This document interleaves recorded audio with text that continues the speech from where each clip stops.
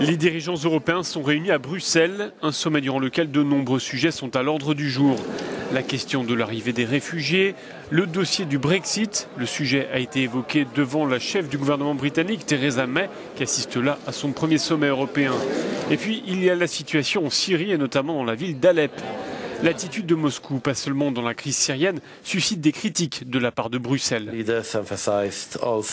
dirigeants ont mis en évidence ce que fait la Russie, que ce soit la violation des espaces aériens, les campagnes de désinformation, les cyberattaques, l'interférence dans les décisions politiques en Europe. Et cela va même plus loin si on considère l'attitude russe dans les Balkans ou encore ce qu'a révélé l'enquête sur le crash du vol MH17. Au regard de tout cela, il est clair que la Russie cherche à affaiblir l'Union européenne.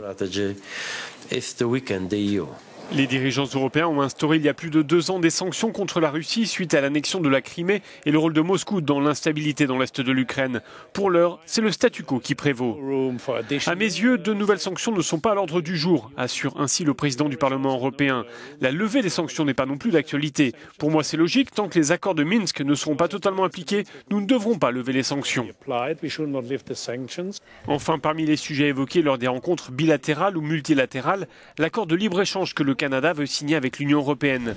Plusieurs États membres sont critiques par rapport à ce projet d'accord, notamment la Belgique et plus précisément la région de Wallonie, qui estime avoir beaucoup à perdre avec un tel accord. Des discussions se sont poursuivies une bonne partie de la nuit. D'après plusieurs médias, explique notre correspondant, les États membres seraient prêts à donner de nouvelles garanties à la Wallonie pour que cette région accepte l'accord commercial entre l'Europe et le Canada. Les discussions se tiennent au niveau des diplomates. S'il y a accord, alors il sera approuvé par les chefs d'État et de gouvernement ce vendredi. Pénteken az uniós állam és kormányfők hagyhatják jóvá a döntést.